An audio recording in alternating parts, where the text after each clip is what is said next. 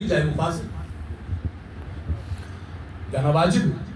ایسا تھوڑی کہ چھوٹے تم جاؤ یا نہ جاؤ. ہاں وہ بوڑھا ہے نابینا ہے وہ غلط ہے، لیکن نبی کے بلانے پہ نہیں جائے وہ فاسق ہے فاجر ہے. جو امام کے بلانے میں نہ جائے وہ فاسق ہے فاجر ہے. لیکن اس آیت کو ذہن میں رکھیے گا، لا اکراہ فی الدین، دین میں جبر نہیں ہے. لیکن بہرحال اسلام ہے، اسلام کی کچھ اصول ہیں، ضوابط ہیں، قواعد ہیں، واجبات ہیں. اس آیت کی اگر معراج دیکھنی ہے تو شب عاشور دیکھیے. شب عاشور حسین نے چراغ بجھا تھا، اس کو جانا ہے چلنا چاہیے. کوئی بھی نہیں گیا لا شک کافی بڑا، کیونکہ میرا مضمون حضرت عباس سے مجھے نہیں لا اکراہ فی الدین. عباس اگر نہیں جاتے شاید تاریخ لکھتی ام المؤمنین کا بیٹا تھا، زہرا کے بچوں نے پالا تھا، اس لیے نہیں جاتے. شاید کوئی موقع مل جاتا تو چلے جاتے، شاید کوئی تاریخ دان لکھ دیتا. لیکن حسین نے اس کا بھی اہتمام کیا. ہمارے ساتھ نے بلایا کہ کیا مسئلہ ہے، تعداد ہماری زیادہ، پانی ہم نے پیا ہوا ہے، اسلحہ ہمارے پاس زیادہ، فوجی ہمارے پاس زیادہ، انعام کی لالچ ہمارے پاس ہے، ان کے پاس کچھ بھی نہیں.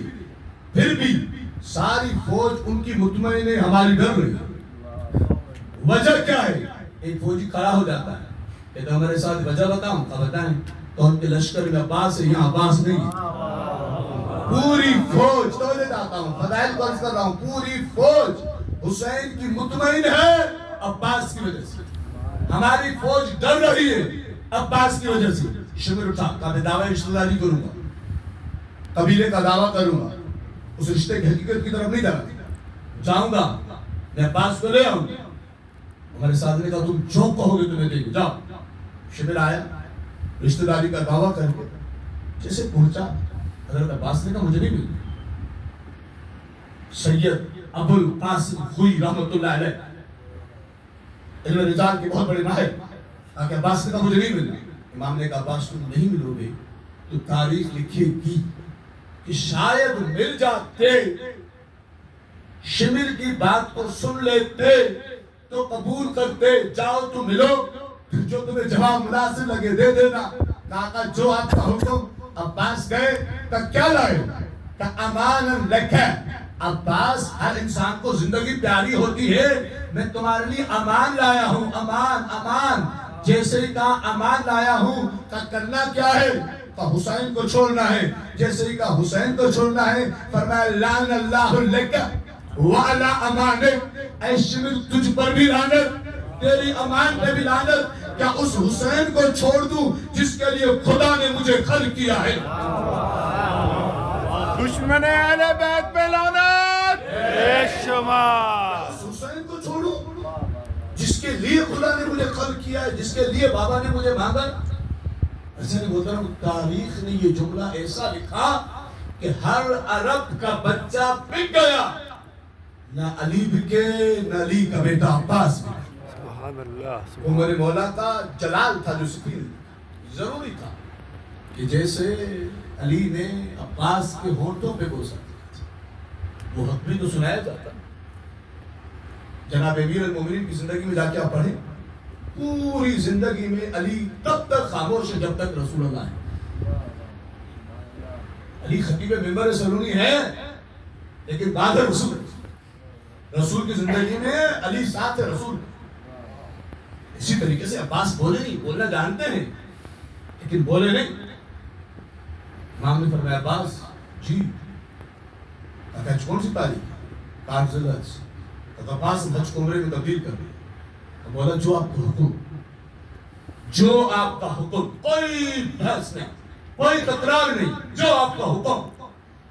خدا کی قسم امامت کی اطاعت کی معراج دیکھنی ہو تو عباس کو دیکھ لو، نبوت کی اطاعت کی معراج دیکھی ہو تو علی بن ابی طالب. ماشاءاللہ جس ماشاءاللہ. نبوت کی اطاعت کی معراج کی ہے وہ علی، اور جس نے امامت کی اطاعت کی معراج کی ہے وہ عباس. حضرت محترم بات پتہ نہیں کہاں تک جائے گی، وقت میں ہی تقریر کو ختم ہونا ہے. جیسے ہی حضرت عباس سے کہا عباس میری تمنا ہے کہ تم خطبہ دو، میری تمنا ہے تم خطبہ دو. فرمایا آقا بولے آپ میں سنوں بہتر نہیں ہے.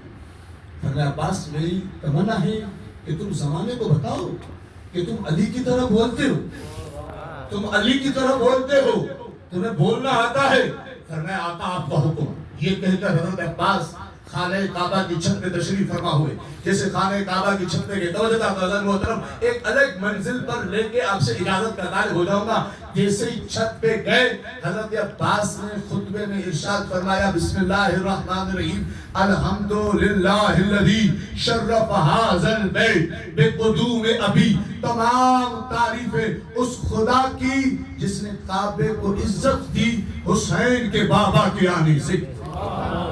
تمام تعریفیں اس خدا کی۔ توجہ چاہتا ہوں، یہ نہیں کہا کہ یہ علی کی عزت ہے کہ علی کعبہ میں آئے، بلکہ فرمایا یہ کعبے کی عزت ہے کہ علی کعبے میں آئے۔ فرمایا من کان بالامس بیتن صار قبلتن، جو علی سے پہلے بیت تھا علی کے بعد کعبہ قرار پایا۔ توجہ چاہتا ہوں، امامت کو بتانا ضروری تھا۔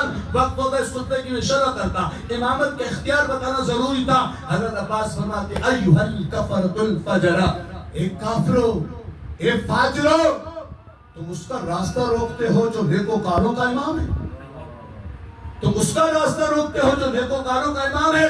پھر امام نے حضرت امام حسین کا، حضرت عباس نے امام حسین کا اختیار بتایا اور بتاتے ہوئے فرمایا اگر میرا مولا منشأ الہی کا پابند نہ ہوتا، جیسے تم کعبے کے گرد چکر لگا رہے ہو، کعبہ حسین کا طواف کرتا۔ توجہ چاہتا ہوں، عباس سے بات سجاد پہ جائے گی اور بات آخری جملہ فضائل کا اور اس کے بعد مسائل کی منزل ہو جائے گی۔ ایک بجے سے پہلے تقریر مکمل ہوگی اور نوا خالب ہو جائے گی۔ عزیزان محترم، جیسے عباس نے اگلا جملہ کہا، اس جملے کی تصدیق سید سجاد نے کی۔ فرمایا میرے مولا کا اختیار یہ ہے کہ جیسے تم حجر اسود کو چومنے کے لیے ایک دوسرے کو دھکے دے رہے ہو، اگر میرا مولا حکم کرے حجر اسود اپنی جگہ چھوڑ کر حسین کے ہاتھوں کا بوسہ لے، حجر اسود اپنی جگہ چھوڑ کر حسین کے ہاتھوں کا بوسہ لے۔ صاحبان علم بیٹھے ہیں، یہ عباس نے حسین کے لیے کہا، حسین نے کہا نہیں، نہ حجر اسود نے بوسہ دیا۔ حسین کے بعد جب امامت کا مسئلہ آیا، سید سجاد نے حکم دیا، جو عباس نے جملہ حسین کے لیے کہا تھا وہی حجر اسود نے سجاد کی گواہی دے کے بتا دیا سنو، جو عباس نے کہا تھا وہ ہونا تھا، وہ عباس کے بعد سجاد کے لیے بتایا، جس کی امامت کی گواہی حجر اسود دے، یا وہ سجاد ہے یا سجاد کے بابا حسین ہے۔ آپ پڑھتے ہیں